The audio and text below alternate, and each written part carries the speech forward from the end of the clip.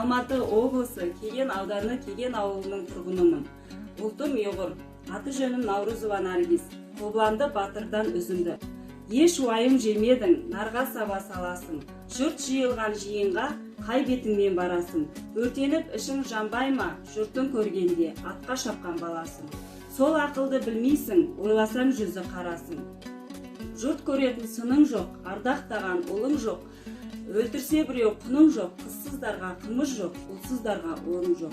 Бүйтіп жиын келгенше енді саған өлім ел.